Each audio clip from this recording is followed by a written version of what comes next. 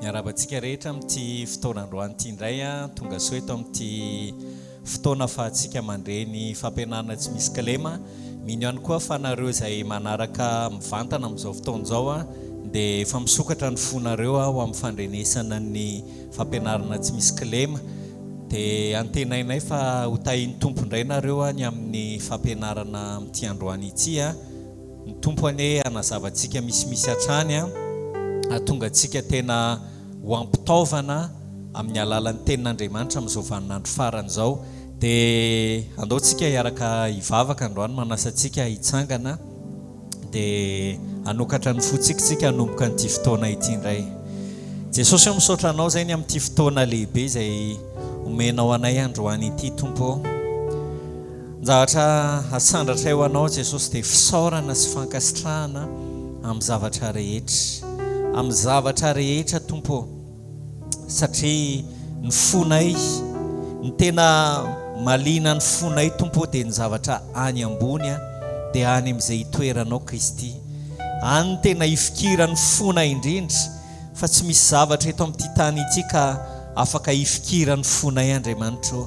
Azany mahatonga anay na dia eo aza ny fahoriana, na dia eo aza ny tebiteby, na dia eo aza ny alahelo, raha mibanjina ny eto an-tany izahay dia mety ho azo mpanahy ihany izahay alahelo, fa rehefa misaina ny any an-danitra kosa izahay tompo dia misy fifaliana atao anatin'ny fonay, satria manana n'ilay harena izay tsy hanana an'izao tontolo izao izahay.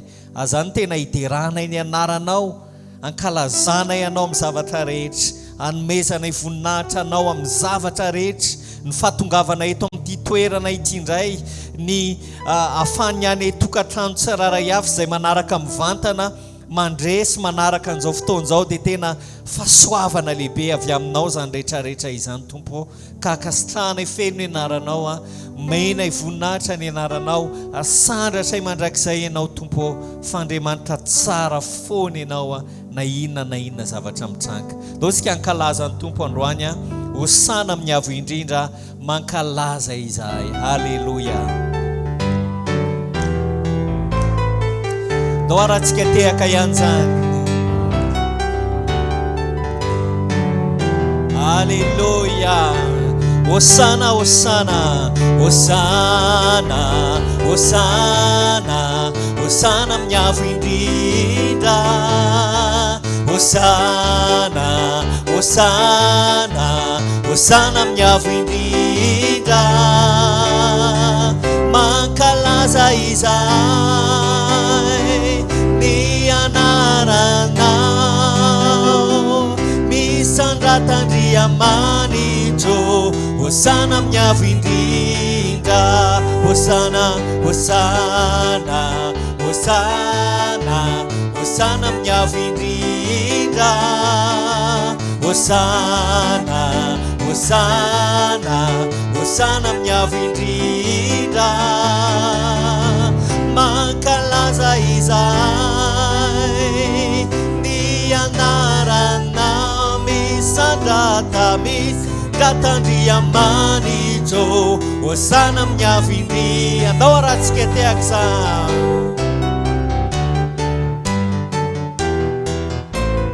Halleluja. Raha tehaka ihany zany.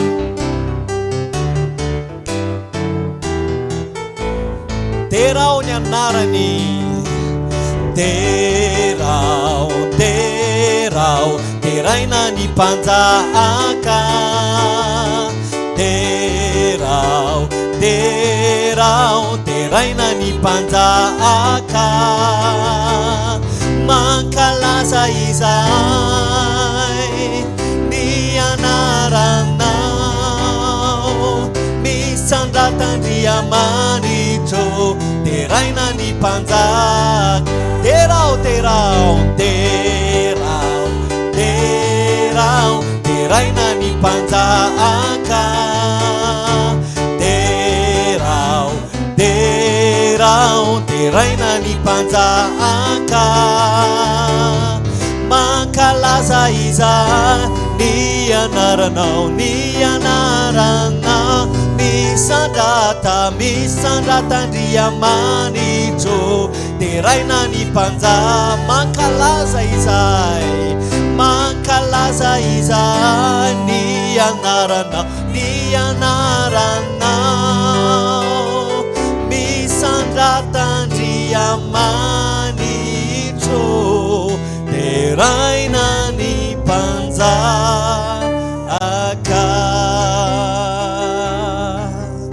Alleluia. Dia raha tokoa izy amin'ity androany ity fa izy no avo indrindra, izy no lehibe indrindra ary mipetraka eo amin'ny fiandrianana izy.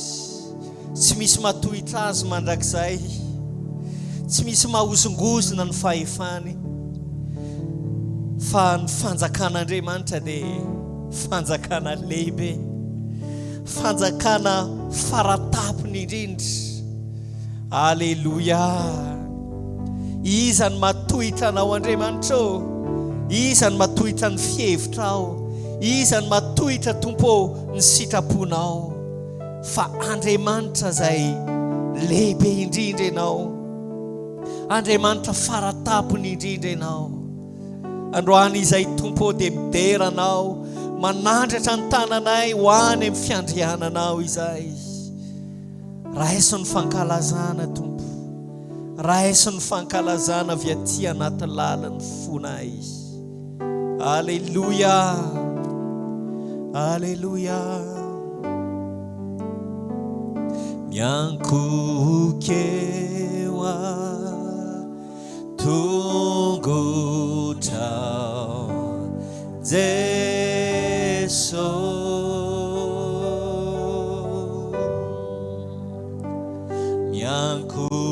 miankokewa tungutrao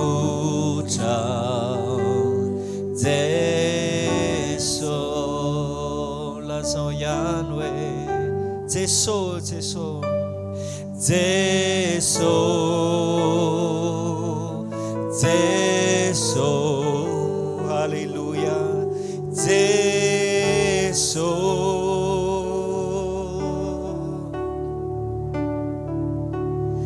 Jesu Jesu Jesu hallelujah Jesu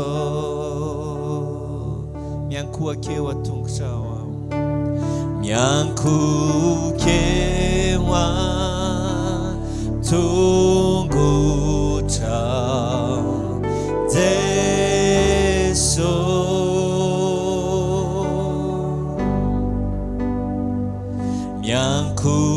miankokewa tungutrao Jesu Jesu malalo Jesu Jesu Jesu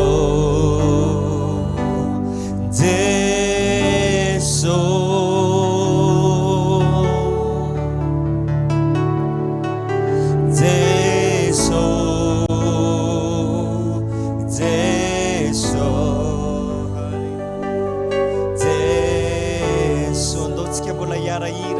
Jesu malalo Jesu Jesu sio Jesu Jesu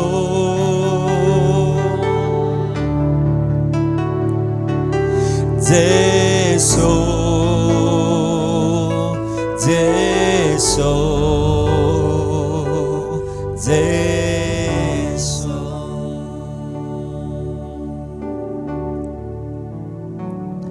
asandratrò ny tanako ho anao Jesosy mpanjakako ianao ilay mpanjakany foko asandratra ny tanako Sandratu ni tanako anao Jesu, anao Jesu panjakako ianao ilay panjakany foko. Haleluya. Fa tsy manana fao tompoiko afa-tsy anao, ianao no iriny foko, tsy misy fetra toko aterekio, aterekio hoanao Tompo ny saotra. Tsy manana fao tompoko afa-tsy anao Tompo, tsy manana fao tompoiko afa-tsy anao, ianao no iriny foko, tsy misy fetra, tsy misy fetra toko aterekio hoanao Tompo ny saotra. Otsika mbaka fotoana fohy androany isaorantsika an'Andriamanitra, velantsika andeha zany fekery zany dia misaora azy any potsika tsiraray avy any, satria nininona fakasitrahana, nininona fisaorana avy any potsika tsiraray avy dia Andriamanitra rery no mendrika an'izany. Jesosy ô makasitraka anao zahay, manantitra ny fisaorana sy ny fakasitrahana ho anao izahay amin'izao folakandro izao Jesosy, say afahanay Tompo tena miano, tena manararoatra ny fanatrehanao, manararoatra Tompo ny fanatrehanao eto amin'ity toerana ity, any amin'izay misy anay tsiraray avy any. Alleluia, alleluia. Zany mahatonga anay velom-pisaorana anao. Alleluia Jésus, alleluia.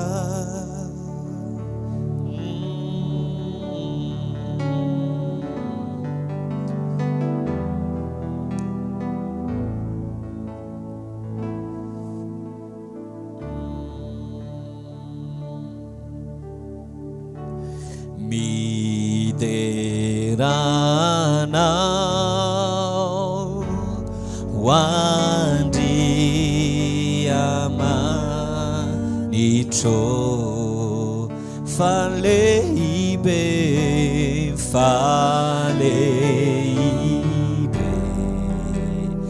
faleibe, faleibe. Mideranao, mideranao wandriamanitro, faleibe, faleibe,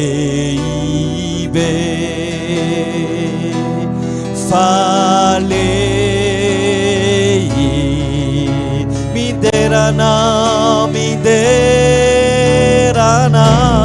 mideranao wandriamanitro.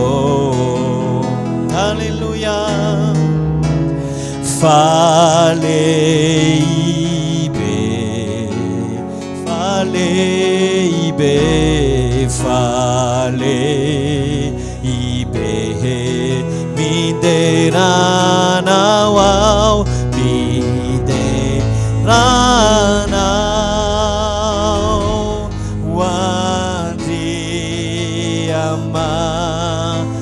andriamanitro faleibe faleibe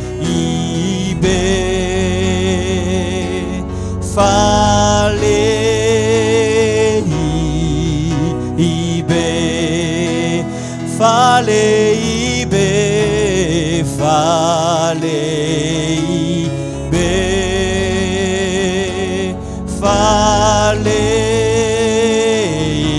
faleibe faleibe faleibe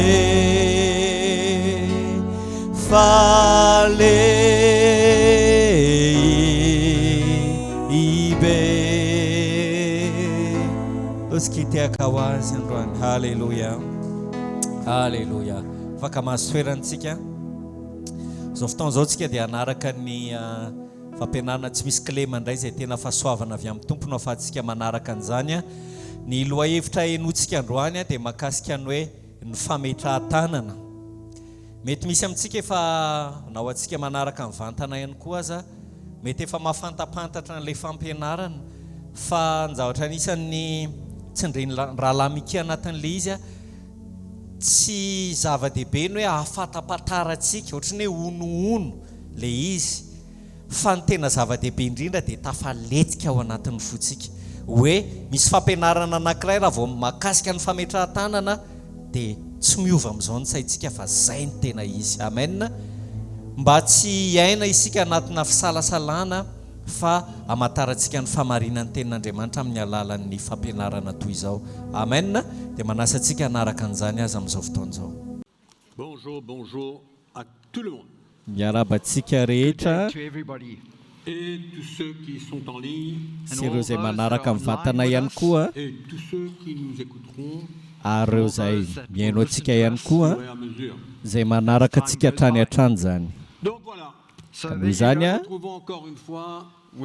dia mbola tafahoana indray isika afaka hizara filazantsara Comme je vous ai dit, on n'a pas terminé avec ce thème de la sainte doctrine. araka ny teneniko anareo mbola tsy tapitra ny fifampizarantsika n'ity hoe fampianarana tsy misy kilema ity Ce soir, je vais vous parler de l'imposition des mains. ary amin'ity arivo ity dia resaka aminareo ny amin'ny atao hoe fametrahan-tanana. Ça fait partie d'une doctrine très intéressante. Ka noho izany tena fampianarana mahaliana izy ity. Et premièrement, allons lire dans Hébreux chapitre 6. Dao aloha voalohany indrindra maka ny Hébreux toko fahenina isika.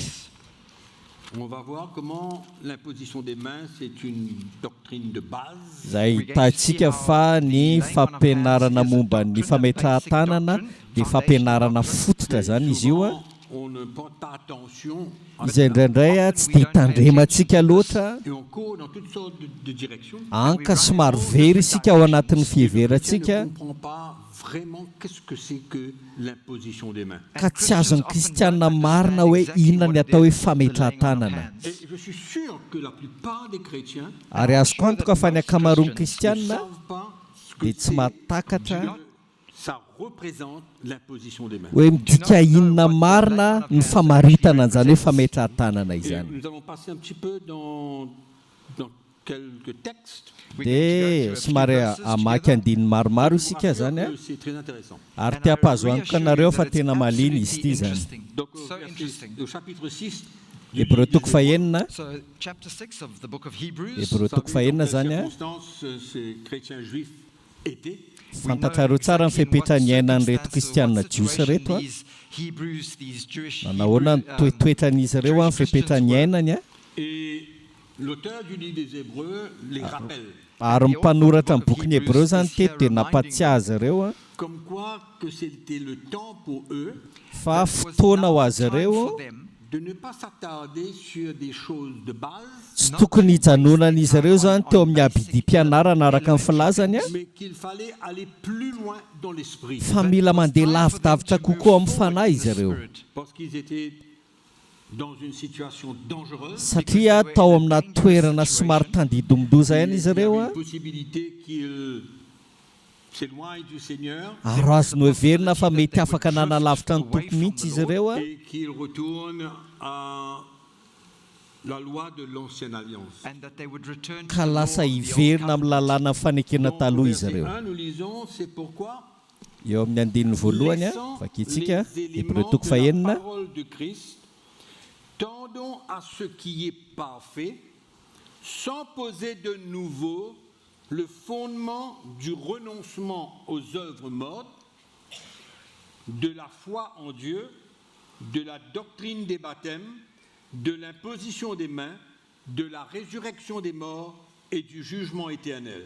C'est ce que nous ferons si Dieu le permet. koaka ozy izy ilaozantsika ny abidi mpianarina ny amin'ny kristy aoka androso amin'ny tanteraka isika ka tsy hanao fanorenana indray dia ny fibebahana ahafahana amin'ny asa maty sy ny finoanan'Andriamanitra ary ny fampianarana ny amin'ny fisasana maro a sy ny fametrahan-tanana ny fitsanganan'ny maty a ny fitsarana mandrakizay Eternal judgment ary izany and no this we will ataontsika do raha if God velan'Andriamanitra. Alors l'auteur dit, écoutez, on ne doit pas recommencer à reposer des fondements de certaines doctrines de base. ka noho izany ny mpanoratra teto dia nampirisika mba ilaozana ny abidi-pianarana ny amin'ireo fampianarana fototra Et zany parmi cela, nous voyons qu'il y a l'imposition des mains. ary tao anatin'izany hitantsika fa nisy ny fametrahan-tanana the laying on of hands. Ce qui voudrait dire que l'imposition des mains izay midika fa ny fametrahan-tanana était quelque chose que le chrétien avait compris, dia zavatra anisan'ny takatry ny kristianina izany une doctrine élémentaire fampianarana fototra zany io fametrahan-tanana que io chaque chrétien doit pouvoir maîtriser, izay comprendre. mila Each takatry Christian ny had to kristianina tsiraray avy understand and master, if you like. Et je vous assure, And I ary reassure mampahazo antoka après anareo cette aho session, vous serez bénis ao aorianan'ity fizarana ity dia tena ho tahina ianareo de savoir que Dieu, dans son plan, to know hoe that God malala fandriamanitra ao anatin'ny veut drafiny a se servir de chacun de nous. dia te hampiasa antsika tsiraray avy Et izy nous allons essayer de savoir comment, and we ary can try and ezahantsika see how, takarina hoe amin'ny fomba en ahoana parcourant un petit peu la parole de Dieu. amin'ny alalan'ny fizahantsika kely ny Donc la tenin'Andriamanitra première chose à comprendre, ka noho izany zavatra voalohany mila parce takatsika que quand on parle de l'imposition des mains, satria rehefa miresaka fametrahan-tanana on va isika parler de trois choses dia hiresaka zavatra anankitelo isika que nous avons bien besoin de comprendre. izay mila azontsika tsara ireo zavatra anankitelo ireo Il y a premièrement une identification, voalohany aloha misy ny atao hoe fanahafana deuxièmement une transmission, faharoa dia ny fiampitana fampitana impartation, et troisièmement des bénédictions. ary ny fahatelo dia ny fitahiana Trois choses importantes. zavatra telo a tena lehibe ireo Identification, fanahafana transmission, fampitana bénédiction. ary fitahiana Amen. amen Donc, pour comprendre le tout, ka noho izany ahafahantsika mahatakatra il azy faut rehetra savoir que tout vient du Seigneur. dia mila azontsika aloha hoe izany rehetra zany a dia avy amin'ny tompo Allons ouvrir notre Bible dans Luc chapitre 4, verset 18. sokafana ny baibolitsika amin'ny lioka toko fahefatra ny andininy fahavalo ambin'ny folo e lioka toko fahefatra ny andininy fahavalo ambin'ny folo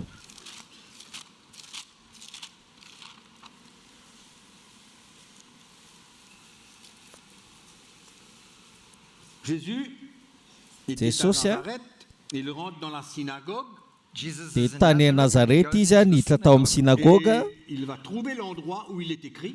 dia nahita toerana anankiray izay nahitany soratra zany a Et il est écrit, l'Esprit du Des Seigneur hommes, vos sourates est à sur Taoué. moi, and it says, parce Ni- qu'il m'a oint pour annoncer une bonne nouvelle aux pauvres.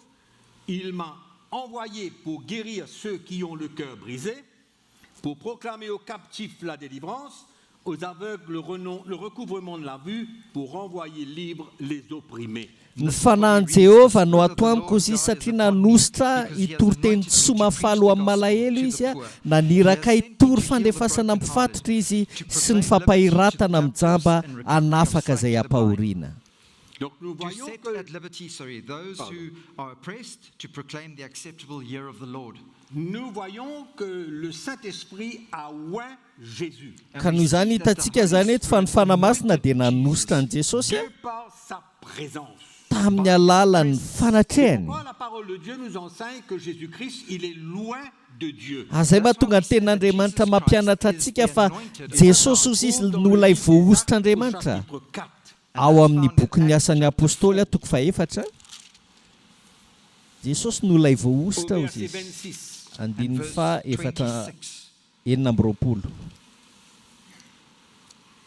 Quand les apôtres avaient été persécutés, Rehefa nenjehana zany ny apôstôly, ireo apôstôly, ils allèrent vers les leurs, c'est-à-dire vers leurs frères et leurs sœurs, dia lasa izy ireo nakany amin'ny azy, zany hoe nakany amin'ireo rahalasy anabaviny. principaux sacrificateurs, comment est-ce qu'ils avaient agi envers eux. Dia hitantsika zany reto mpisorony reto nanahoana fihetsika izy ireo nanoloana azy ireo. Et il dit au verset 25, Dia zao nolazainy eo amin'ny andininy fahadimy amby roapolo. ils ont prié, ils ont dit, c'est toi qui as dit par le Saint-Esprit, par la bouche de notre Père, ton serviteur David, pourquoi ce tumulte parmi les nations et ces vaines pensées parmi les peuples? Les rois de la terre se sont soulevés et les princes se sont ligués contre le Seigneur et contre son roi. Andininy fahadimy amby roapolo zany. Ary ny fanahy masina nampitenenanao any Davida razanay sady mpanomponao hoe nahoana mitabataba ny jentilisa ary misaina hanohany foana ny firenena, ireo mpanjaka ny tany nitsangana ary mpanjaka ny angona hanohatra ny Jehova sy ny Mesiany nalay voahosiny. Donc nous voyons que Jésus-Christ, il est loin de Dieu. Ka noho izany hitantsika zany fa Jesosy Kristy no ilay voahositr'Andriamanitra. Donc, il meurt, il Zany, ressuscite des morts, maty izy, nitsangana tamin'ny maty izy, il est vivant, velona izy, et il y a l'Église qui commence. dia nanomboka ny fiangonana ihany koa tao aorianan'izay. Et l'Église se forme. Dia voaforona ny fiangonana, Très bien que l'Église est comparée à un corps. ary fantatsika tsara fa ny fiangonana dia hoarina amina Et tena. Jésus-Christ, il est la tête de ce corps. Ary Jesosy Kristy no lohan'io tena De io. la même manière que quand vous regardez à ma personne, Ka ohatry ny fahitanareo ny vatako zao il n'y a zany, rien qui va fonctionner sans ma tête. dia tsy misy zavatra izota tsara raha tsy misy ny De lohako. ma tête. Fa ny zavatra rehetra dia miainga avy ao Il y a amin'ny quelqu'un lohako. qui peut confirmer ce que je dis? Misy dokotera ve eto afaka marinamarina zany zavatra lazaiko zany? Je ne veux pas bouger mon pied si ça ne vient pas d'en haut. Tsy afaka mampihetsika ny tongotra raha tsy miainga afa ato amin'ny Je ne peux pas lohako. bouger ma main si ça ne vient pas de ma tête. Ary tsy afaka manesika ny tanako koa raha tsy miainga avy ao amin'ny lohako. Donc Christ est la tête. Ka noho izany Kristy no loha, ary isika no Et vatana. nous faisons partie de ce corps. Ary isika dia tafita ho isan'ny momba an'izany Et c'est tena comme ça izany. que nous pouvons chacun d'entre nous recevoir l'onction de Dieu, l'onction de Christ dans notre vie. Dia ohatran'izay zany no ahafahantsika mahazo ilay ositr'Andriamanitra, ositry Kristy ao amin'ny Cette fiainantsika. onction n'est pas réservée pour certaines personnes. Ary ositra io dia tsy hoe natokana ho an'ny olona sasany Mais fotsiny. bien sûr qu'il y a différents allons dire niveaux d'onction de Dieu. Mazava ho azy fa misy ambaratongany kosa nefa io ositr'Andriamanitra io. Regardez dans 1 Jean chapitre 2, Fa raha mijery tsara zao tsika amin'ny Jaona voalohany toko faharoa, vous allez voir que nous tous qui sommes là, tous les enfants de Dieu, dia hitantsika amin'izany fa isika rehetra zanak'Andriamanitra eto l'onction de Dieu. dia samy nandray an'izay ositr'Andriamanitra izay avokoa isika rehetra. Et nous venons de comprendre comment. Ary mila azontsika ny antony Nous sommes le corps satria Kristy ny lohany ary isika no tena. et tous les membres du corps ne sont pas pareils. Ary ny isan'ny batana tsiraray avy dia tsy mitovy. Tous les membres du corps ne fonctionnent pas de la même manière. Ary ny ratsambatana tsiraray avy dia tsy mitovy ny asany. Nous les enfants de Dieu, Zany no atao isika zanak'Andriamanitra, de par l'onction de Dieu, loin Christ, loin de Dieu, izay nandray ny ositr'Andriamanitra avy amin'ilay Kristy ilay voahositr'Andriamanitra, au travers de ce corps, amin'ny alalan'ity vatana ity, ty tena ity, vient avy amin'ilay loha izay koriana ilay ositr'Andriamanitra makany amin'ny tena. et Jean dit, Dia zao lazainy Jaona, cite au chapitre 2 dans 1 Jean chapitre 2, Jaona voalohany toko faharoa zany, 2 and verse il 26. dit, je vous ai écrit ces choses au Andeni sujet de faina ceux qui amby vous roapolo. égarent. Il est en train de parler des faux docteurs, de ceux qui viennent troubler l'église. Miresaka ny amin'ireo mpampianatra sandoka zany le zao ny lazainy hoe izany zavatra aloha izy no voasoratra taminareo ny amin'ilay mamitaka anareo, ny amin'ny mamitaka anareo. Tia tenena zany hoe tsy tsara mihaino azy ireny. Au fait, c'est dangereux de les écouter. Ny tena marina zava-doza mihaino azy ireny. Inona no antony? Pour vous, Andiny fafito amby roapolo ary ny aminareo que vous avez reçu de lui demeure en vous. dia ilay ositra ny raisinareo taminy no mitoetra ao aminareo izy. C'est pourquoi chacun d'entre nous ici Zany no antsika tsiraray avy izay eto un degré de l'onction de Dieu dans notre vie. dia manana ny ambaratongan'izay ositr'Andriamanitra izay tsika eo amin'ny fiainantsika. Nous sommes des enfants de Dieu. Satria isika dia Nous zanak'Andriamanitra, sommes membres de ce corps dont Christ est la tête et il est loin de Dieu. ary ratsambatan'i Kristy isika izay Kristy ny lohany a, izy a ilay vao ositr'Andriamanitra. De savoir que vous tous qui êtes là, Tena mahaliana ihany mahafantatra hoe tsika rehetra izay eto a dia nandray ny ositr'Andriamanitra avokoa isika d'une rehetra. manière ou d'une autre, Na ahoana na ahoana et on va voir qu'est-ce qui se passe quand l'onction de Dieu est en nous. dia hojerentsika hoe inona ny zava-mitranga rehefa ao anatsika izay ositr'Andriamanitra izay. C'est encourageant de savoir que nous ne sommes pas simplement des chrétiens qui sont là et qui écoutent, Ka noho izany mampahery ihany a ny mahafantatra hoe tsika zany tsy hoe kristianina mais tsotra nous fotsiny avons izay reçu mihaino l'onction de Dieu. fa olona izay nandray ny ositr'Andriamanitra Je suis en train de isika. vous parler de ça parce que ça concerne beaucoup sur l'imposition des mains. Miresaka aminareo an'izany a satria mahakasika betsaka ny amin'ilay fametrahan-tanana mantsy izy io. C'est relié d'une manière ou d'une autre. Satria anoany a mifandray izy io amin'ilay fametrahan-tanana. N'oubliez pas l'identification et la transmission. Ka noho izany ao ka tsy adinontsika ilay fanahafana sy ilay fampitana. Impartation. On comprend? Azonareo a Transmission. misy ny fampitana, Donc il y a bien quelque chose dans le chrétien ka noho izany misy zavatra zany ao anatin'ny kristianinao a transmettre. izay ahafahany Et mampita il va le transmettre ary ho ampita an'izay zavatra izay a l'imposition des mains. amin'ny alalan'ny C'est fametrahan-tanana. pourquoi l'imposition des mains, ce n'est pas simplement une technique ou quelque chose qu'on fait juste par principe. Azano ato hoe fametrahan-tanana dia tsy zavatra hoe teknika atao ara-teknika na atao ara-pitsipika fotsiny. Comprendre Ka noho izany ny tanjon'ny atakarana Understanding la doctrine de l'imposition des mains, ny fampianarana momba ny fametrahan-tanana c'est pour réaliser qu'est-ce qu'il y a en nous. dia ny ahafahantsika mahatakatra hoe inona no ao anatsika. Entre nous, les frères, les sœurs qui sommes là, Ao anatsika tsiraray avy raha lasy anabavy a isika izay manatrika eto a vous avez reçu l'onction de Dieu.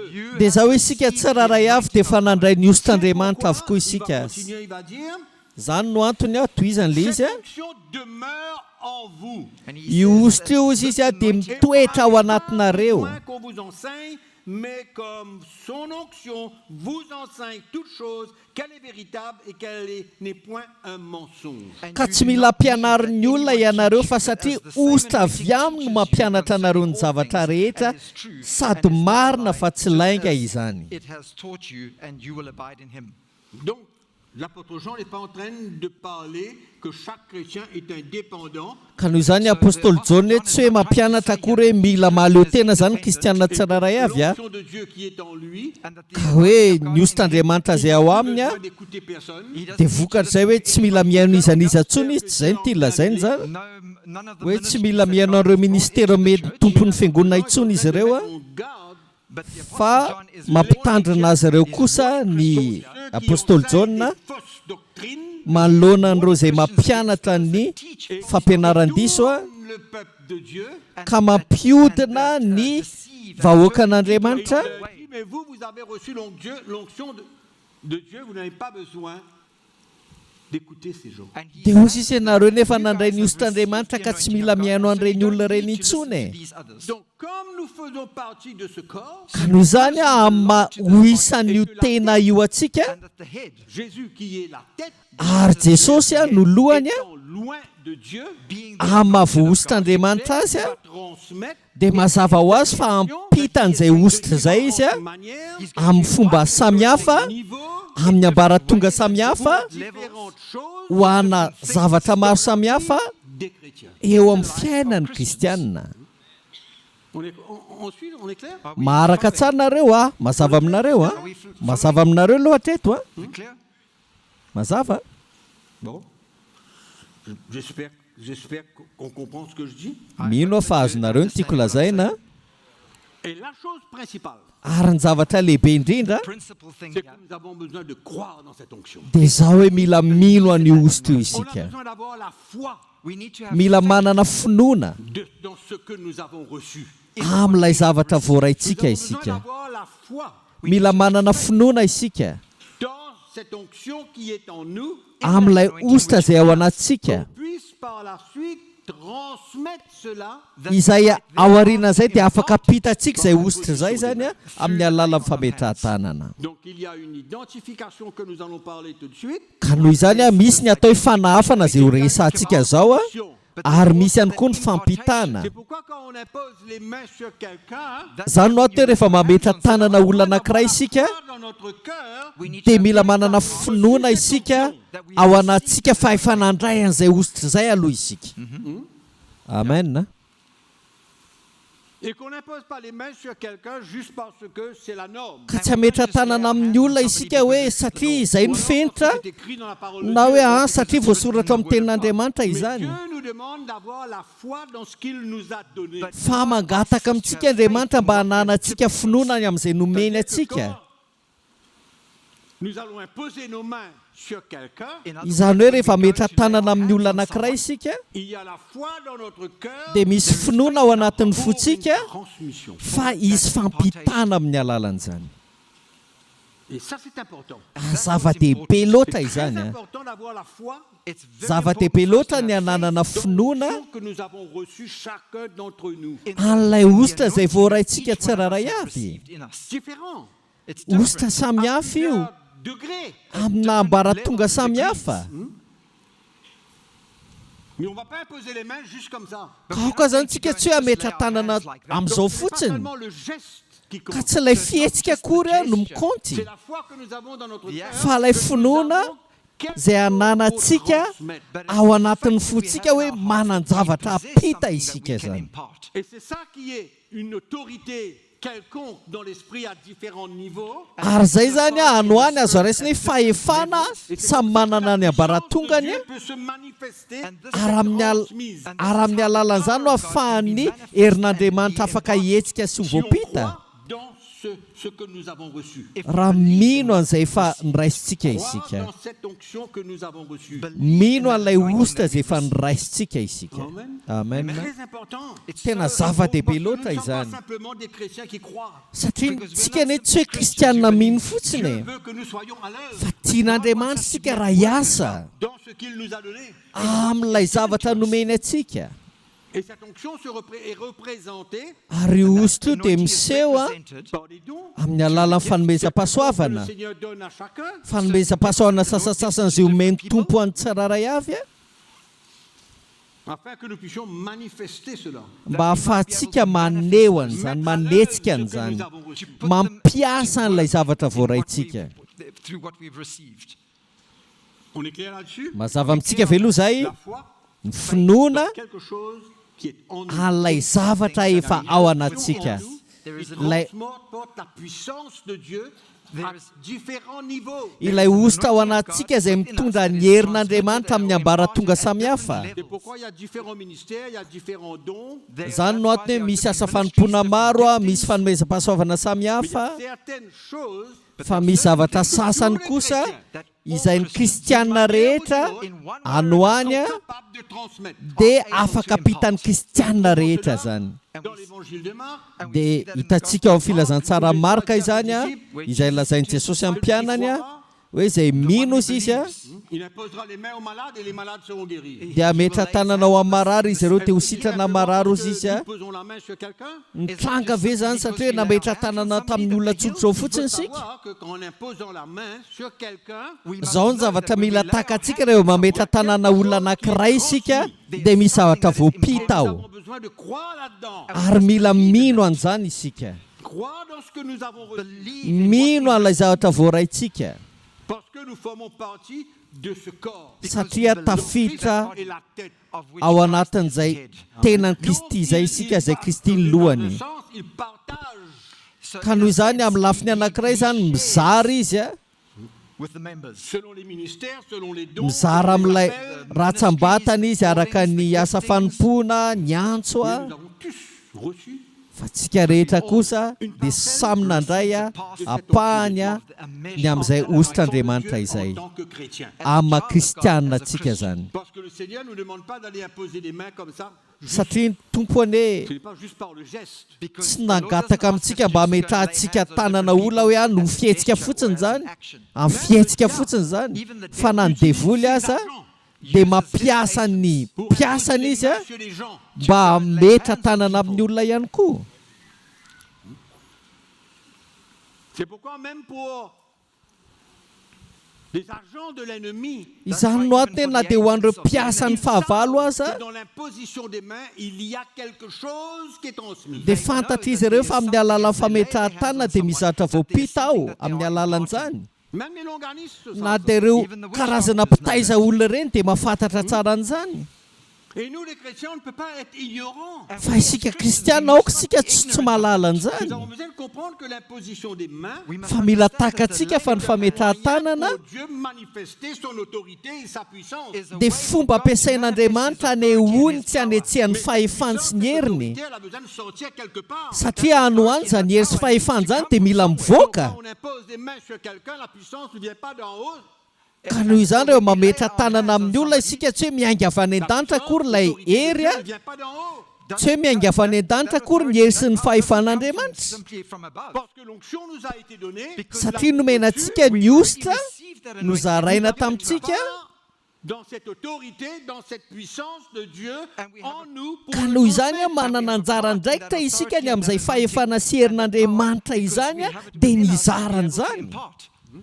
Si on ne comprend pas cela, Fa raha vao tsy azontsika izany a l'imposition des mains, ça va être l'imposition des pieds, ça va être n'importe quoi. dia zao hoe ny fametrahan-tanana lasa raisitsika hoe fametrahan-tongotra lasa zava-poana. Réalité spirituelle que nous avons besoin de comprendre. Fa misy zava-misy marina ara-panahy mila takatsika.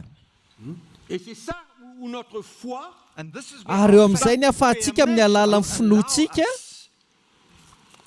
de pouvoir servir le Seigneur hanompotsika ny tompo a et de manifester sy sa grâce, sa hanehoantsika puissance, son autorité ny au fahasoavany a, travers de ny l'imposition. heriny a sy ny fahefany a amin'ny alalan'ny fametrahan-tanana. Et je suis sûr que la plupart d'entre nous ici Ary azoko antoka fa ny ankamaroantsika izay eto a dia tsy manao an'izany a une réalité claire dans notre cœur de ce que ça représente. amin'ny famarinana mazava ao anatin'ny fotsika ny amin'ny tokony hanehoanan'izany marina.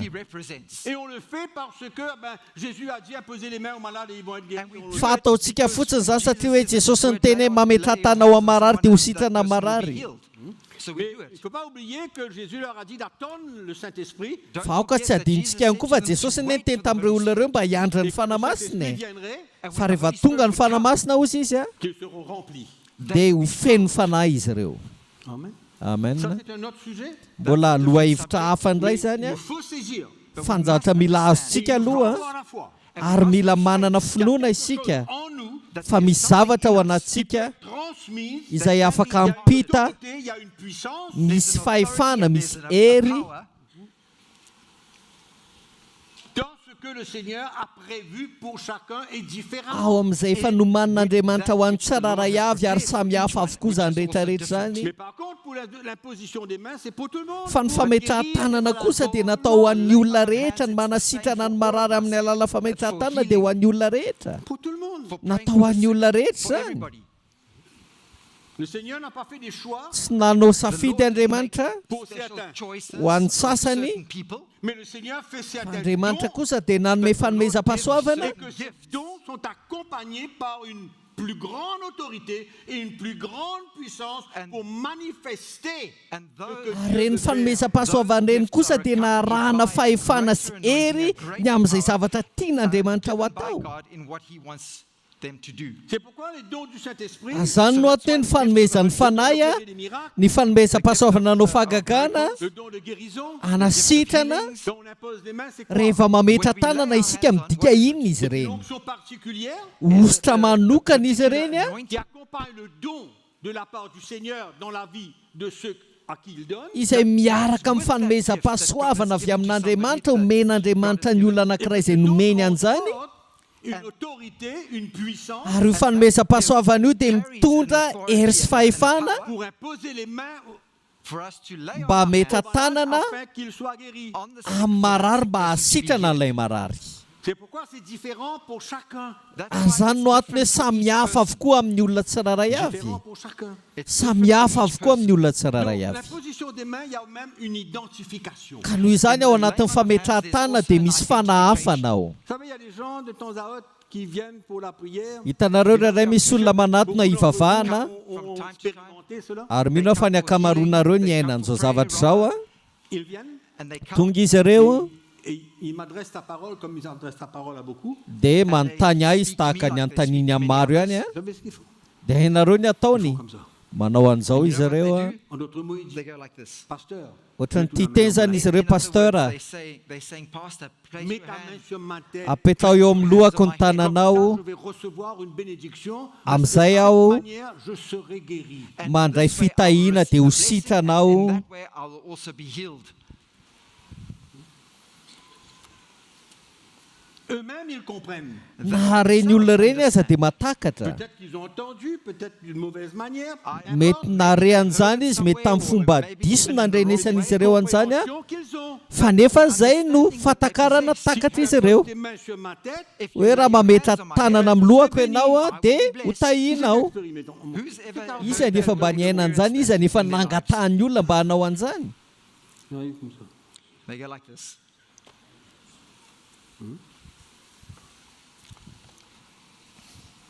Quand on regarde l'Ancien Testament, Rehefa mijery ny testamenta taloha isika on voit que pour la consécration de Aaron, dia hitantsika fa nandritra ny fanokanana ny Arona sy ireo mpisorona hafa il y avait des offrandes qu'ils avaient besoin de faire pour se dia nisy a consacrer. fanatra ny ila nataon'izy ireo a ahafahan'izy ireo manokana ny tenany a manadio ny tenany a. There were all kinds Misy karazana fanatitra sorona maro a. Sur les péchés, il y avait le sacrifice pour l'Holocauste. Misy ny sorom-panavotana noho ny ota ny fanatitra dorana for the burnt offerings. Et il fallait d'une manière ou d'une autre ary tanoany a dia nila soit sacrifié. That nila ny zava-mananaina Et natao qu'est-ce que sorona faisait tao. le sacrificateur? Il imposait ses mains sur la tête de l'animal. Dia inona nataon'ilay mpisorona mametraka ny tanany eo amin'ny lohan'ilay zava-mananaina Et il izy. savait pourquoi il le faisait. Ary fantany tsara ny antony Il nanaovany savait que an'izany. cet animal-là allait le représenter et le sang de cet animal-là allait représenter son propre péché et le péché du peuple d'Israël quand le sang serait versé sur le propitiatoire. okay. Fantany tsara fa io zava-mananaina io no hisolo azy ary ny raha n'io zava-mananaina io no hisolo ny otany ka ho voavela ny otan'ny zanak'Israely rehefa milatsaka eo amin'ilay rakitra fanaovam-panavotana ilay raha. Would also Satria represent izay raha zay no misolo ny otan'izy ireo mandrakotra ny otan'izy ireo. of Israel. Au fait, il imposait les mains pour lui In et fact, pour le peuple. he Ny was tena laying marina his zany hands izy on mametraka for ny himself tanany ho azy ho an'ny Cet vahoaka. animal-là était tué, que son sang était transporté dans le lieu très saint. Ka noho izany rehefa nyvonoana io zava-mananaina io ka nentina ny rano ho any amin'ny efitra masina Le indrindra sacrificateur et le peuple de Dieu, par le moyen de le sacrificateur, s'identifiaient avec cet animal. dia izao hoe ilay mpisorona sy ny vahoaka an'Andriamanitra amin'ny alalan'ilay mpisorona dia manaka an'io zava-mananaina azy io vonoana io izy Ils étaient ireo concernés par cela. ary voakasika izany indrindra izy ireo Sa vie était là-dedans. satria ny fiainan'izy ireo dia ao anatin'izany. Parce que l'animal, Satria ilay zava-mananaina sacrifice allait représenter io sorona io mantsy no misolo toerana n'ilay mpisorona maizy azy a sy ny vahoakan'Israely. Et quand il imposait les mains sur la tête de cet animal, Ary eo mametraka ny tanany eo amin'ny lohan'io zava-mananaina io izy a dia mba hampita du peuple et ny otany vahoaka an'Andriamanitra sy ny otan'ilay mpisorona eo amin'ny lohan'ilay biby a izay a ho atao sorona. and that animal would then be sacrificed. on est clair, on suit. You Mazava understand? tsara aminareo ve arakareo ve? Donc il y a une identification Ka là-dedans. noho izany misy fanahafana zany ao anatin'ilay izy aloha. Donc l'imposition des mains représente une identification. Ka noho izany ny fametrahan-tanana dia maneho fanahafana aloha zany. Et je crois que les chrétiens même, ils doivent arriver à comprendre que ceux qui imposent les mains sur leur Ary ny vie, kristianina ihany koa aza dia mila mahatakatra fa ny olona izay mametraka ny tanany eo amin'ny fiainan'izy ireo et ils dia s'identifient tonga izy ireo As ary they come and they manaka identify à l'onction de Dieu qui est dans leur vie. an'ilay ositr'Andriamanitra eo amin'ny fiainan'izy ireo Pour que cette puissance et cette autorité soient transmises. ka ahafahan'ilay hery sy fahefana ho tafapita amin'ny alalan'ny fametrahan-tanana. Clair ou non? Mazava sa tsy mazava aloha e? Donc, l'imposition des mains doit représenter pour nous, le peuple de Dieu, Ka noho izany a ny fametrahan-tanana dia tokony midika amintsika zanak'Andriamanitra ho zavatra tena spesiala, identification, fanahafana transmission. ary fampitana. Amen. Vous Amen. savez, Jacob, Do you remember Jacob? Tsaronareo ve Jakob? Jacob appelait les deux fils. Niantso an'ireo zafikeliny anankiroa Jakoba, Efraïma sy Manase a, ireo zafikeliny anankiroa zany.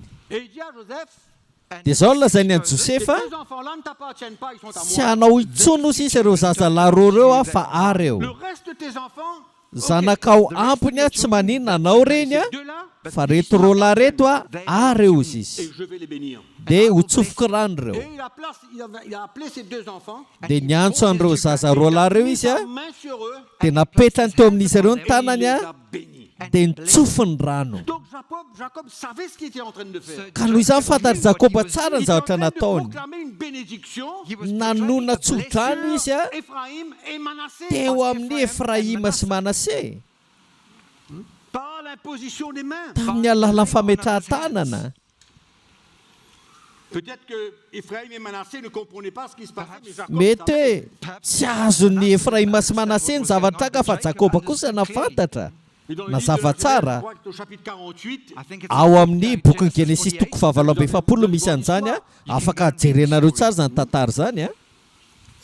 et Ephraïm et Manassé Ary Efraïma sy Manase dia tafiditra tao anatin'ny foko amin'izay a, the 12 tribes. tamin'izay fotoan'izay. Amen. Amen. Acte chapitre 6. Asan'ny apôstôly toko 4. On se sert de l'imposition des mains. Pourquoi? Inona no antony ampiasaintsika ny fametrahan-tanana? For what reason? La chose principale, Inona no antony lehibe indrindra c'est la zany? transmission.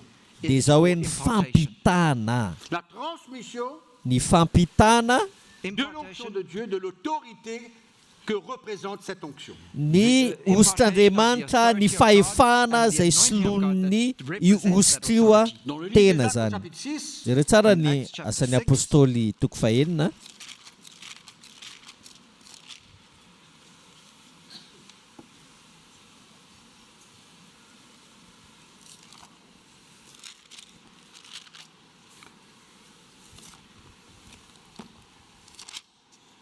nous allons lire à partir du verset 5. Dia vakitsika manomboka eo amin'ny andininy 5 a. Fantatsika tsara ny zavatra nitranga teto a. Ny ilan'ny tadin'ny tompo a sy ny vavaka ny apôstôly teto a, toron'ny filazantsara, Go out and preach the gospel. Et il y avait plusieurs besoins satria nisy filana maro teto zany a. que eux ils faisaient.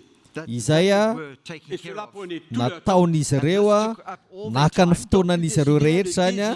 So they Ka noho izany decided tao to am-pon'izy ireo a designate ny anendry a. Je dis ici, Zao no lazay mibaboly amintsika eto a. de qui l'on rend un bon témoignage, qui Ny soit andininy plein fahatelo d'esprit a. de sagesse, et que nous chargerons de cet Koa emploi. amin'izany rahalahy mizaha 7 lahy eo aminareo izay tsara laza sady feno fanasy fahendrena mba ho tendrenay tandrina zany rahalahy full of the Holy zany. Spirit and wisdom, whom we may appoint over this business. Et nous continuerons à nous appliquer à la prière et au ministère de la parole. Fa izahay kosa aharitra amin'ny fivavahana sy ny fampianarana. And to the ministry of the word. Cette proposition plut à toute l'assemblée. Ils élurent Étienne, homme plein de foi et d'Esprit Saint, Philippe, Procor, Nicanor, Timon, Parménas, Nicolas, prosélyte d'Antioche.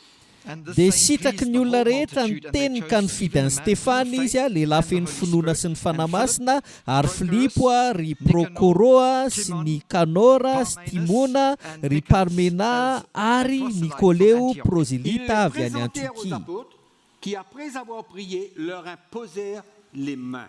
Ireo dia narosony teo anaty any apôstôly ary rehefa nivavaka ny apôstôly dia nametra tanana taminy. L'imposition des mains pour une tâche spécifique. Ka noho izany antsika dia mahita fametrahan-tanana noho ny amin'ny raharaha miavaka zany. Spécifique. Raharaha miavaka Il zany. fallait que ces hommes maintenant puissent prendre la place de ces apôtres qui, eux, faisaient tout. Dia ireo lehilahy ireo amin'izay zany no solotoerana ny apôstôly mba hanao an'ireo raharaha indrindra fa ireo ara-pampiarana. Donc, ils imposaient les mains à ces hommes Izany nametra tanana tamin'ireo lehilahy ireo izy ireo inona no afin antony? qu'ils puissent faire l'œuvre, le travail Mba ahafahan'izy ireo manao ny asa qu'ils étaient chargés de faire izay nankinina tamin'izy ireo mba ho ataon'izy ireo avec l'autorité, niaraka tamina fahefana la présence même de cette onction. sy ny Faire fisian'izay cette œuvre. ositra izay ahafahan'izy ireo manao an'izay asa izay zany. Et dans le chapitre 13, nous voyons que même l'apôtre Paul, Dia jerentsika ny andiny fahatelo ambin'ny folo fa na ny apôstôly Paoly aza Paul et Barnabas, i qui Paoly sy étaient Barnabasy dans le conseil des anciens, teo anatrehan'ny who were in the council of the elders in tolo-kevitry ny Antioch. olona et la tany Bible nous dit au Antiokia. verset 2, pendant qu'ils servaient le Seigneur dans leur ministère et qu'ils jeûnaient, le Saint-Esprit dit, mettez-moi à part Barnabas et Saul pour l'œuvre à laquelle je Andininy les ai faharoa. appelés. And in verse 2, Ary raha as they nanao ministered to the Lord fanompoam-pivavahana ho an'ny and fasted, tompo the sy ny Holy Spirit fahadianana said, ireo dia "Now hoy ny separate me fanamasina Barnabas and Saul atokano for the ho work Barnabas to which I have Saoly called hanao them." asa Alors, izay après efa avoir niantsoko jeûné et azy. prié, ils leur imposèrent les mains et les laissèrent partir. Then having Ary rehefa fasted and nifadianana prayed sy and laid nivavaka hands ary on them, nametra they tanana sent them tamin'izy away. dia Donc c'est nandefa là azy. que Paul et Barnabas commencèrent leur ministère apostolique. This Ka is noho the izany call nanomboka of teo the Paoly sy Barnabas apostolic nanomboka ny asa fanompony ministry. From this ny asa moment, Où asa les fanompona anciens qui étaient là, il y apôstôlika avait des zany docteurs, des enseignants, des izay prophètes qui étaient là. nafahan'ireo lolona zay teo nisy mpampianatra teo mpaminany apôstôly they came dia and laid nametra their tanana hands on tamin'ny Paoly sy Paul and Barnabas izy ireo Pour l'œuvre qu'ils avaient été appelés à faire. for the ho ana work that they asa zay nantsona mba ho ataon'izy Il y ireo. avait quand même une transmission. Ka noho izany hitantsika fa misy fampitana ihany zany ao anatin'ireo zavatra rehetra zao. Mais il y avait une transmission de la Misy part ny des prophètes, des antso des anciens qui étaient là. fa misy ihany koa ny fampitana avy amin'ireo loholona reo mpaminany zay teo. Donc, on Amen. voit l'importance de Ka noho izany l'imposition des mains là. hitantsika mihitsy zany mazava-dehibe an'ilay Et certainement qu'il y fametrahan-tanana avait une transmission ary azo antoka fa nisy fampitana ihany koa tao dans la vie de Paul et de Barnabas. teo amin'ny fiainan'ny Paoly sy Barnabasy. Si vous regardez le livre des Actes des Apôtres, Raha mijery ny boky ny asan'ny apôstôly isika full of faith. dia hitantsika fa any ao anatin'ny toerana maro zany ao anatin'ny boky ny asan'ny apôstôly Many times, imbetsaka nous voyons que no ils ahitantsika imposaient les mains fa nametra tanana izy ireo nouveaux convertis ho an'ireo pour olona recevoir zay le baptême du Saint-Esprit. you see that they olona laid their vao hands niova on foa the mba new handraisan'izy ireo converts for the mibatisan'ny baptism of the fanamasina. Holy Spirit. C'est vrai qu'il y a des gens qui reçoivent le baptême du Saint-Esprit sans imposition des mains. Marina tokoa fa misy olona mandray ny batisan'ny fanamasina tsy mila fametrahan-tanana. Mais nous voyons que c'est courant dans le livre des Actes des Apôtres. Fa hitantsika kosa fa imbetsaka ao amin'ny boky ny asan'ny apôstôly Les apôtres imposaient les mains fa nametra aux nouveaux tanana convertis That the apostles nireo olona vao niova foa ny apôstôly le baptême du mba Saint-Esprit. ahafahan'izy ireo mandray ny batisan'ny fanamasina. Ouvrons notre Bible dans l'épître de Paul à Timothée. Sokafy indray ary ny baibolitsika ao amin'ny epistilin'ny Paoly ho an'ny Timoty.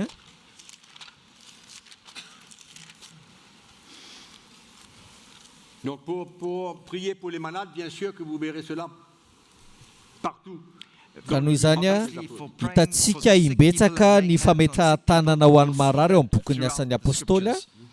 Alors si vous lisez vous-même le livre des Actes des Apôtres, vous le verrez. if you Dia read raha mamaky ny boky ny asan'ny apôstôly ianareo dia ahitan'izany Ok. ao Dans l'établissement des anciens, c'est la même chose. mahakasika ny fanendrenan'ny olona ihany koa C'est la même chose. dia praying in elders, tovy amin'izany ihany exactly hitantsika the ihany same koa thing ny in boky the ny book of asan'ny Acts. You apôstôly see that Paoly also ireo happening. manendry olona Alors, zany. ouvrez notre Bible dans 2 Timothée chapitre 1, Ao amin'ny Timoty faharoa toko voalohany ary vakitsika verset 6. andin'ny faheniny. Paul dit à Timothée, c'est pourquoi je t'exhorte à ranimer la flamme du don de Dieu que tu as reçu par Ary l'imposition noho izany de dia mes mains. mampatsiaro anao aho mba hamelomanao ny fanomezam-pahasoavana avy amin'Andriamanitra izay ao anatinao tamin'ny fametrahako ny tanako izy.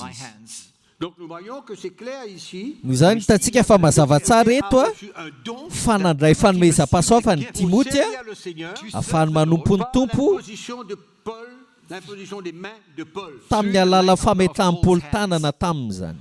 Dans 1 Timothée chapitre 4, Timoty voalohany indray a toko faefatra le verset 14, ambin'ny faefatra ambin'ny folo a Paul lui dit encore, ne néglige pas le don qui est en toi et qui t'a été donné par prophétie avec l'imposition des mains de l'assemblée des aza anciens. tsy mitandrina ny fanomezam-pahasoavana izay ao anatinao izy izay nomenanao tamin'ny faminaniana sy ny fametrahan-tanany ny olona. Donc on voit clairement qu'il y a un don qui a été transmis. Ka noho izany a hitantsika fa misy fanomezam-pahasoavana izay niampita tamin'ny alala fametrahan-tanana teto C'est izany. clair. Mazava izany eto À a travers l'imposition des mains, il y a des dons. fa amin'ny alala fametrahan-tanana dia misy fanomezam-pahasoavana izay miampita. Donc nous voyons pour le baptême du Saint-Esprit, Hitantsika ihany koa izany tamin'ny batisan'ny fanamasina l'établissement des anciens, izao indray a ho an'ny fanendrena olona ho an'ny dekona ihany koa un don. ahafahana mampita fanomezam-pahasoavana C'est pas l'imposition des mains. dia mitranga amin'ny alala fametrahan-tanana izany Donc rehetra c'est izany. pas quelque chose de frivole, Ka noho izany io izany tsy zavatra hoe manitsidina eny quelque fotsiny chose de très important, fa zavatra lehibe izy io a parce qu'il y a cette identification, satria misy an'izay fanahafa an'izay a transmission. ary misy an'izay fampitana izay. Et bien sûr que par l'imposition des mains, Ary mazava ho azy a de bénédiction que fa amin'ny alala fametrahan-tanana dia misy fitahiana maro izay afaka raisin'ny vahoaka an'Andriamanitra. donc Amen. l'imposition des mains, Ka noho izany fametrahan-tanana c'est pas quelque chose qu'on fait juste parce qu'il faut. dia tsy hoe zavatra atao na hoe tsy maintsy atao a Qu'est-ce que c'est fa mila azontsika aloha hoe inona mariny izany a, inona ny zavatra voaraintsika, foi que nous avons besoin d'avoir ny finoana mila ananantsika dans ce qui a été transmis, de ce que nous avons reçu par Jésus lui-même ny amin'ny zavatra napita tamintsika sy voaraintsika avy amin'ny Jesosy izy tenany pour nos frères, pour nos sœurs. ho an'ny rahalahintsika sy anabavintsika. Et Paul vient dire aussi, fais attention, n'impose pas les mains de gauche à droite. Ary Paoly dia miteny hoe tandray moa sisy ianao mba tsy hametra-tanana amin'izaniza amin'ny olon-kolopona Les zany, mains sur des gens ka lasa metra-tanana ianao amina olona par leur vie izay ny fiainan'izy ireo a, peuvent avoir un effet négatif pour ta propre vie à toi. ka lasa hisy fiantraikany ratsy eo amin'ny fiainanao manokana. Vokatra C'est izany. pourquoi il ne faut pas être juste prompt Izany no antony à a poser les mains sur n'importe qui. aoka tsika tsy halaky hametra-tanana amin'ny olona rehetra Pas des zany, chrétiens, tsy miresaka ny kristianina akory a, je parle des gens qu'on rencontre. fa miresaka amin'ireo olona izay mifanerasera Il amintsika ne faut aho, pas juste avoir cette habitude dia aoka tsika tsy hanana izay comprendre ce qui se passe, hanana izay fahazaran'izay fotsiny efa tsy fahatantsika io na ny zavatra mitranga marina. sans comprendre la réalité de ce que c'est que l'imposition des mains. Tsy mahazo tsara isika ny fahamarinan'ny fametrahan-tanana. Ça se trouve dans 1 Timothée chapitre 5 qu'on peut lire tout de suite. Afaka vakintsika eo amin'ny Timoty voalohany toko 5 a izany zavatra izany. Le verset Dia ny andininy a 22. faharoa amby roapolo. Il dit à Timothée, n'impose pas les mains à personne avec précipitation et ne participe pas au péché d'autrui, toi-même conserve Aza malaky mametra-tanana amin'olona na iza ary aza miombona ho tamin'ny sasany tehirizo madio ny tenanao. Amen. Amen. On voit clairement Ka noho izany hitantsika mazava tsara celui qui eto a reçoit l'imposition des mains de la part de quelqu'un fa ireo olona izay hametrahan-tanana amin'ny alalan'ny olona anankiray a vit avec le don de la personne. dia manahaka an'ilay fanomezam-pahasoavana avy amin'ilay olona anankiray Il y a une izy, autorité, ka azony fa misy fahefana, puissance qui est manifestée à travers ce don. misy a ery a izay mihetsika amin'ny alalan'iny C'est fanomezam-pahasoavana comme iny. ça que celui qui reçoit l'imposition des mains s'identifie avec la personne qui impose les mains sur lui. Ary izany no antony hoe ny olona izay hametrahan-tanana dia manahaka tanteraka an'ilay olona izay mametra-tanana azy. Clair? Mazava? Donc le Seigneur nous équipe. ka noho izany ny tompo dia mampitao atsika. Mais les chrétiens ne peuvent pas se ressentir qu'ils sont là sans pouvoir rien faire. Ka noho izany kristiana zany tsy tokony hatsapa hoe eo fotsiny izy ireo ka tsy afaka manao ninona. Ils regardent l'onction de Dieu qui se manifeste dans la vie des autres, mais ne réalisent pas que lui aussi, il doit faire partie de cette construction de jery vie. ny ositran'andriamanitra izay mihetsika sy miasa amin'ny alalan'ny olo-kafa izy ireo ka tsy tonga saina izy ireo fa izy ireo ihany koa ne tokony mipandray anjara ao anatin'izany fanorenana Pas que les izany. chrétiens doivent pouvoir imposer les mains pour établir les anciens. Tsy miteny koa zany anefa hoe ny kristianina dia mila mametra tanana mba hanendry loholona. Tsia. Je parle de l'onction, de cette partie de l'onction de Dieu dans la vie de tous les croyants. Fa miresaka n'ilay apahana ositran'andriamanitra izay misy eo amin'ny fiainan'ny kristianina rehetra aho a, izay hananan'izy ireo fahafahana Poser leurs mains sur les gens, hametran'izy ireo tanana amin'ny olona ka ahafahan'ilay olona ho sitrana. mais il faut qu'on ait la foi dans notre cœur. Mila manana finoana kosa nefa tsika ao am-potsika. L'action. Fa tsy hoe fihetsika fotsiny. Il faut avoir la foi dans Fa notre mila cœur. manana finoana ao am-potsika En nous, fa manan-javatra tsika ao anatsika. l'autorité quelque part que le Seigneur nous a donnée. Misy ahafahefana anoany izay nomeny tompo atsika. Lui qui croira et posera les mains aux malades et ils seront Satria izay mino a dia ametra tanana marary izy dia ho sitrana marary. que l'imposition de main est une transmission Ka noho izany raha azontsika fa ny fametrahan-tanana dia fampitana et que ce n'est pas simplement une action qu'on fait. fa tsy hoe fihetsika atao fotsiny zany a. Comprendra que le Seigneur veut nous utiliser. Dia ho azontsika zany raha azontsika tsara zany zavatra izany fa te hampiasantsika ny tompo. Fa mbola averika any a tsy ndriko mafy Il a. faut qu'on ait la foi dans ce que Dieu a investi en nous. Fa mila manana finoantsika ny amin'izay nivatsian'Andriamanitra ao Ce que nous anatsika. avons reçu, nous avons besoin d'avoir la foi dans cette chose. Ny zavatra izay voaraintsika dia mila manana finoantsika zany ho an'izany zavatra zany. Azany no antony hoe zavatra ataontsika rehetra dia tsy avy amintsika izany. Ça ne vient pas de nous. Tsy avy amintsika Nous ne izany. sommes pas des guérisseurs. Tsika zany tsy hoe mpanasitrana akory tsia. Transmettons ce que le Seigneur a déposé en nous. Fa mampita fotsiny tsika izay zavatra napetraka ny tompo ao anatsika. Comprends? Azonareo a? Même quand le Seigneur dit à ses disciples, allez guérissez les malades. Na dia niteny tamin'ny mpianana azy ny tompo hoe mandehana dia manasitrana ny marary. Qui leur a donné l'autorité et la puissance de le faire. Fa ozy izy ny baiboly hoe nomeny hery sy ny fahefana izy ireo hanao Pas an'izany. seulement un feu vert, Jiro maitso fotsiny que cela zany. vient d'eux-mêmes. Na lalana hoe avy amin'ny tenan'izy ireo manokana ny avy tany Nous ne an'izany sommes pas tsia. des guérisseurs. Tsy mpanasitrana isika. Nous simplement, nous sommes comme des vaisseaux. Fa manao izay tokony ataontsika fotsiny tsika tahaka ny fitaovana sy Et c'est fantsona. comme ça qu'il y a la fausse doctrine qui court. Fa ohatr'izany any hoe mahatonga ny fampianaran-diso tonga eo anivin'ny fiangonana ankehitriny e. Et qui parle comme quoi que nous sommes des petits dieux. Ka mahatonga ny olona hevitra fa andriamanitra Et que kely nous izy ireo a sommes ceux qui guérissons les gens. hoe izy ireo no mpanasitran'olona. Et nous éliminons Dia lasa foanan'izy ireo a qui Dieu est. ny mahizy azy an'Andriamanitra. Fa Qui est l'auteur de Andriamanitra la guérison. no tompony Sa fanasitranana. puissance. Hery io, hery avy aminy io, ositra avy Tout aminy io. cela appartient lui. Avy aminy avokoa zany Nous rehetrarehetra ne zany. sommes que des agents, comme des vaisseaux Azany no atytsika dia mpiasa fotsiny, fantsona fotsiny lesquels le Seigneur agit. izay ampiasain'ny tompo Mais pour zany. cela, il faut que nous ayons la foi. Fa mila manana finoana kosa nefa tsika Foi amin'izany dans a. ce que le Seigneur a déposé en nous Finoana en tant que chrétiens. ny amin'ilay zavatra napetraky ny tompo ao anatsika maha-kristianina-tsika. Mazava ho azy On ne anefa parle pas des chrétiens qui prennent leur vie entre leurs mains et qui vivent comme le monde. tsy miresaka an'ireo kristiana izay miazona amin'ny fiaina manokana na miaina araka ny fiainan'izao tontolo izao isika Mais au akory a. contraire, Fa mifanohatra amin'izany a. nous parlons des chrétiens qui sont en relation avec le Seigneur. Fa miresaka an'ireo kristiana izay mifandray amin'ny tompo isika. Manam-pifandraisana amin'ny tompo a izay tarihan'ny tompo a. Mais pas des chrétiens complètement charnels qui Fa font ce qu'ils tsareo a. veulent dans le péché toute la journée. Kristianina ranova izay manao ny fiainan'izy ireo amin'izay tia nitondrana Si azy nous a. voulons servir le Seigneur, Azany no antony raha te hanompo ny tompo nous avons isika de quoi en nous pour faire quelque chose pour Dieu. dia manan-javatra isika ao anatsika hanao zavatra ho Et que an'Andriamanitra. nous sommes appelés, nous tous, Ary isika rehetra dia à nantsoina prier pour les gens. hivavaka ho an'ny Qu'ils olona soient guéris. mba ho sitrana ny olona, hivavaka ho an'ny marary. Amen. Et le Seigneur Ary ny tompo a il fait toutes sortes de dons. dia manome fanomezam-pahasoavana maro Et izy. quand il fait ses dons, bien sûr, Ary eo manome fanomezam-pahasoavana izy a dia fantany tsara hoe inona no nomeny atsika, fantany tsara ny ao dans anatsika. Romains chapitre 12, nous voyons que le Seigneur a fait des dons.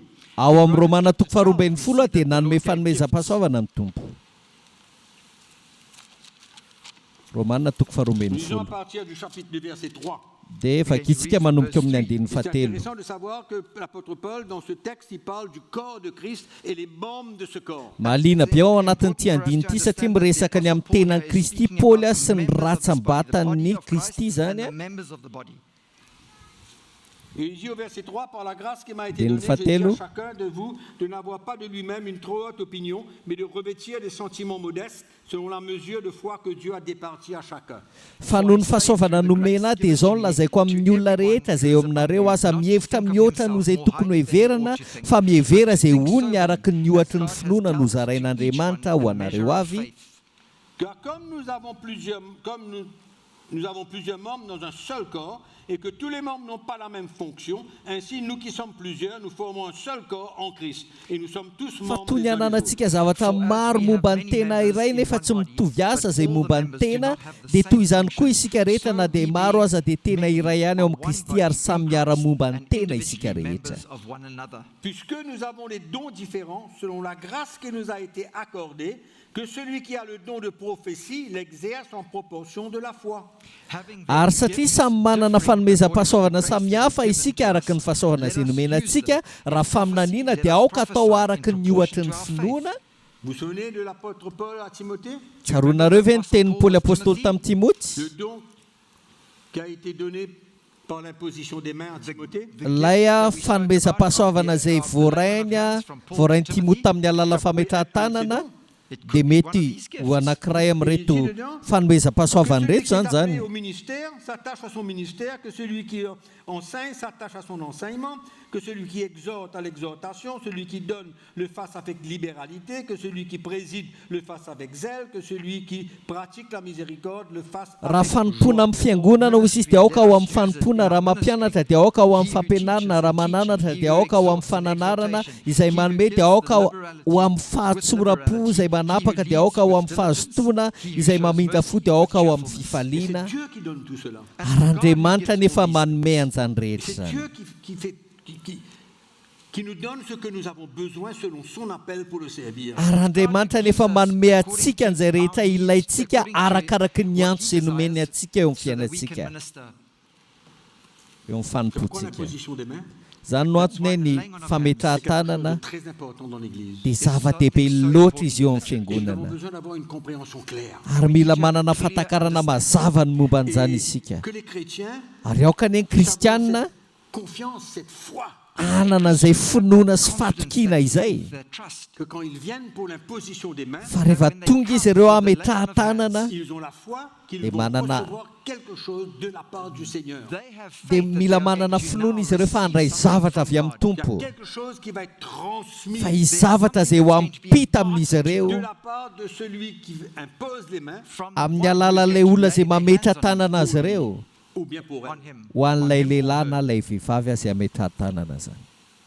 Et c'est ça qui emmène cette identification. Ary zany anefa no mitarika mitondra izay C'est fanahafana comme si izay. qu'on devient d'une manière ou d'une autre unis Zany hoe aloany zany tsika ohatrany hoe iray ihany, pour permettre à ce que l'Esprit de Dieu puisse agir d'une manière claire. mba ahafahany fanan'Andriamanitra miasa amin'ny fomba mazava tsara zany. Donc l'imposition des mains, No zany fametrahan-tanana ho an'iza ary izy io, pour tous, ho an'ny olona rehetra pour prier pour les malades. entina hivavahana ho an'ny marary, Mais pas pour tous, fa tsy ho an'ny olona rehetra kosa pour établir des anciens, mba hanendrena olona, pour les choses qui sont données seulement aux anciens de l'Église, aux apôtres, aux ozy ta izay prophètes de l'Église. natokana fotsiny ihany a ho an'ireo loholon'ny fiangonana, ireo apôstôly sy mpaminany a. C'est-à-dire qu'un chrétien ne peut pas lui-même aller établir des anciens quelque part. Satria ny kristianina tsy afaka hoe hanendry olona misy tenany zany anoany a. Quand nous lisons le livre des Actes des Apôtres, nous voyons que les apôtres, Reo mamaky ny boky ny asan'ny apôstôly isika, les anciens dans l'Église, et ils apposaient dia les ny mains sur eux. apôstôly no mametra tanana mba hanendrena olona anankiray zany a. Clairement, nous avons lu le texte dans Actes chapitre 13. efa mivakitsika teo zany atao amin'ny asan'ny apôstôly toko fahatelo ambin'ny folo amen ka noho izany tsika rehetra aoka takatra mazava tsara fa misy zavatra tian'Andriamanitra hovatsiana ao anatsika e. Misy apahan'iost'Andriamanitra efa ao amin'ny fiainantsika, misy zavatra afaka apitatsika amin'ny hafa et que nous puissions être sensibles, ary aoka antsika ho sensible que les dons du Saint-Esprit fa ny fanomezan'ny fanahy araka ny resantsika tamin'ny herinandro dia hiasany zany par l'imposition des mains, amin'ny alala fametrahan-tanana et nous serons tous encouragés. dia ahery avokoa isika rehetra Dieu qui va en bénéficier. ary ny vahoaka an'Andriamanitra ny andray tompontsony amin'izany. Aujourd'hui, qui sont passifs, Ary ho an'ireo olona izay mety hoe tsy dia mihetsika firy ankehitriny qui viennent dans notre cœur, aoka nisy fahazavana ho tonga ao anatin'ny fotsika androany par le Seigneur, mba afaka ampiasain'ny tompony isika par l'imposition des mains. amin'ny alalan'ny fametrahan-tanana.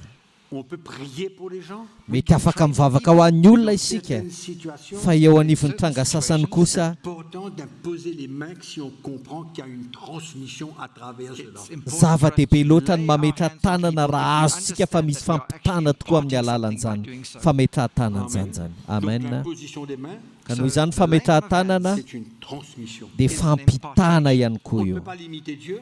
Tsy afaka ferantsika Dieu nous a Andriamanitra donné une ligne de conduite. fa nanome tari-dalana antsika kosa Andriamanitra fomba anankiray ahafahantsika manompo azy ka amin'ny alalan'ny fametrahan-tanana dia misy zavatra tanteraka sy toy eo. L'encouragement puisse être emmené au peuple de Dieu. Lasa misy fampahirezana betsaka tonga any amin'ny vahoaka an'Andriamanitra Que Dieu lui-même, ka ilay vahoaka an'Andriamanitra izy tenany mihitsy aza dia ahery izy ireo qu'il ait la foi dans son cœur. ka lasa manana finoana izy ao anatin'ny Quelque fony chose de la part de Dieu dans sa vie. fa misy zavatra avy amin'Andriamanitra tonga eo amin'ny fiainany Transmettre aux autres. izay afaka apitany amin'ny hafa ihany koa. Mais chacun dans la limite que Dieu lui donne. Fa manaraka ny fatazy omen'Andriamanitra ny tsiraray avy kosa nefa araka ny fanomezam-pahasoavana izay nomen'Andriamanitra azy Le ministère qu'il a, ary arakaraka ny asa fanompoana nomena et azy chacun doit savoir connaître ses limites. ary ny tsiraray avy mila mahafantatra hoe atraiza ny fetany ary mitoetra amin'ny tenin'Andriamanitra isika Que chacun va pouvoir opérer librement dia hitantsika fa afaka miasa an-kalalana ny rehetra où Dieu l'appelle, eo amin'izay ny antsoin'Andriamanitra azy ou ao anatina et selon la parole de Dieu, ao anatina lamina izay mifanaraka amin'ny tenin'Andriamanitra sortir en dehors de Ar- l'ordre que Dieu a établi. ary tsy tokony mivoaka na mivoana amin'ilay lama izay napetrак'Andriamanitra isika ary mbola verika any Les chrétiens ne peuvent pas établir eux-mêmes des anciens, Ni prier, kristiana- imposer les mains pour les diacres, ils ne peuvent pas le faire. ny kristiana zany tsy afaka mametra tanana hoe anendry loholona na anendry dekona Tout cela tsia n'est pas en ordre. satria izany zavatra rehetrarehetra zany dia tsy mifanaraka amin'ny lamina Que Dieu a établi dans les fa limites mila masculines. mijana isika amin'ilay lama napetrak'Andriamanitra ho an'ny fiangonana ary ho antsika tsiraray avy izay manatrika eto dia mila manana finoantsika ao anatin'ny fotsika Que en imposant les mains, fa rehefa mametra tanana aho je peux transmettre aux autres dia afaka mampita amin'ny hafa dans aho la limite que Dieu a pour moi. fa atreo amin'ny feta izay napetrak'Andriamanitra ho aho kosa Imposer les mains aux malades.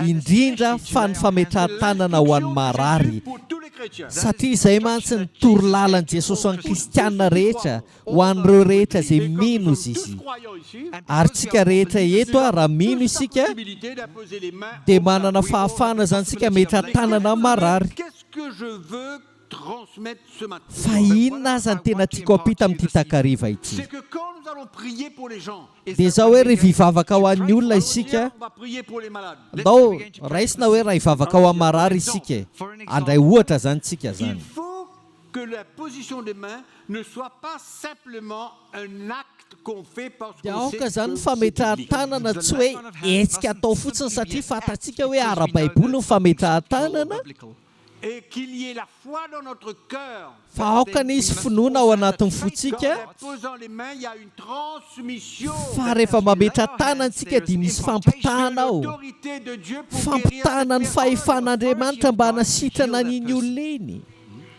Amen. amen Et il faut rester dans le contexte fa mila mijanona anatina votoatintsika fa Andriamanitra ny manasitrana, c'est pas l'homme qui guérit. tsy olombelona manasitrana. Averiko foana zany. Que des instruments et des Isika vaisseaux dia fantsona, tsy fitaovana fotsiny mba hampita ny herin'Andriamanitra que Dieu a déposé sy en ny nous. ositran'Andriamanitra na izay zavatra napetrak'Andriamanitra ao anatsika. Amen. Mazava ve? Donc que chacun d'entre nous Aokana isika tsirairay avy ait une compréhension claire. samy hanana fatakarana mazava tsara, Ne se fait pas simplement parce que c'est le fa rituel. ny fametrahan-tanana dia tsy hoe fomba mpivavahana akory na zavatra tsy maintsy atao fotsiny. Amen. Amen. Foi dans notre cœur. Fa misy finoana mila tonga ao anatin'ny fotsika Pour ce que nous avons reçu de la ny amin'ny part du zavatra Seigneur. izay voaraintsika avy amin'ny Tompo. Amen. Amen. Amen, mes frères. Amen. Vera lasy anabavy. Je prie que le Seigneur nous éclaire Fa afaka mba hanazavantsika ny Tompo et que nous soyons pleins de foi. ka afatsika manana finoana betsaka, Transmettre et fa recevoir. tsika mampita sy mandray, Transmettre et mampita ary mandray. recevoir. Amen. Donc n'oubliez pas ces trois choses. Noho izany azadiny ilay zavatra anankitelo Position des mains, fa ny fametrahan-tanana, identification, dia fanahafana, transmission fampitana et les bénédictions. ary fitahiana. Amen. Amen.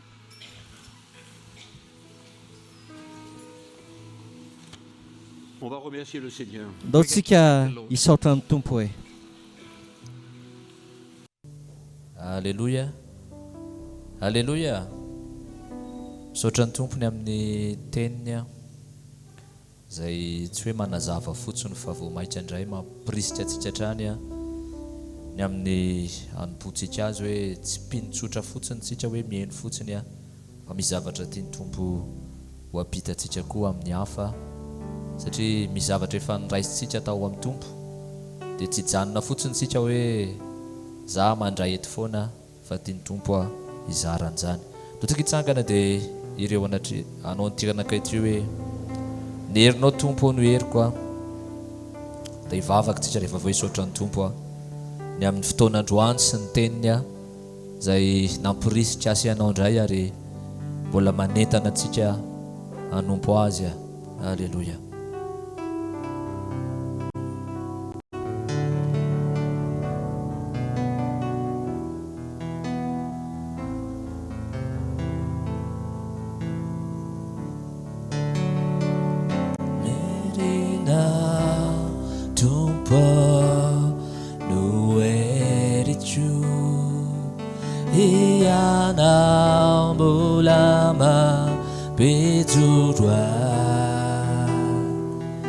Rani eria tuana mechuge gaka vayana bula famuzena wa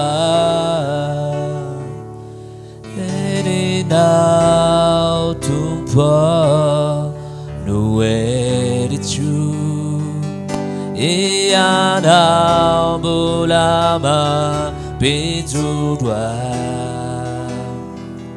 Rani eria tuana Metuge gaka Fayana bula famuze nawa Tumpo yana Nuerichu Nitana Manuana Hazavela Yalamina Tumpo fewa mina Yana nueri chu Neri na tumpo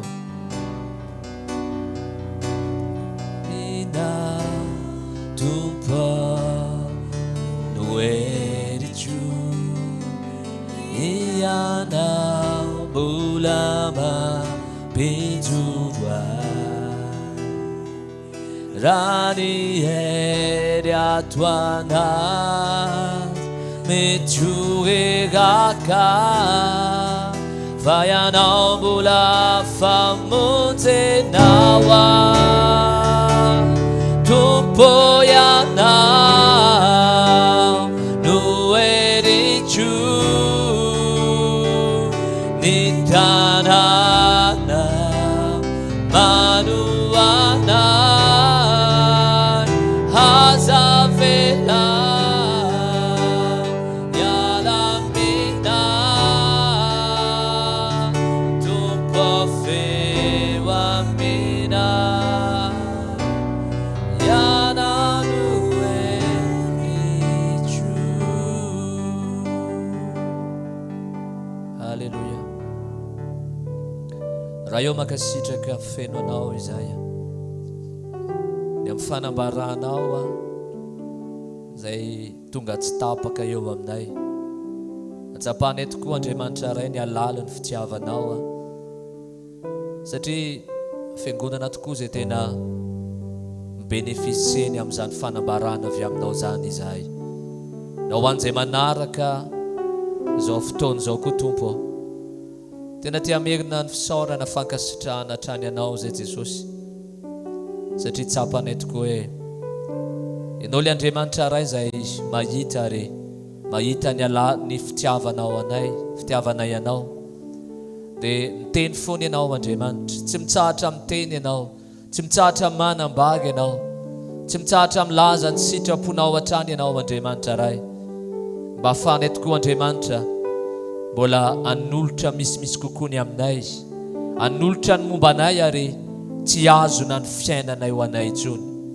Makasitraka Jesosy satria fantatray fa isaky ny fotoana tahaka an'izao Andriamanitra ray dia mandray avy aminao izay tena fitahim-panahy tokoa ary tena misy fifaliana ty anatinay ty Jesosy. Ny amin'ny fanambaranao ny amin'ny zavatra rehetra izay ampitanao aminay dia misaotra Jesosy eo ny voninahitra rehetra dia aoka hiverina ho anao ny fankasitrahana rehetra ho anao le Andriamanitra ray izay tompony fahefana sy ny rehetra. Makasitraka raha eo. Amen. Dia tsika tiaka mafy an'Andriamanitra.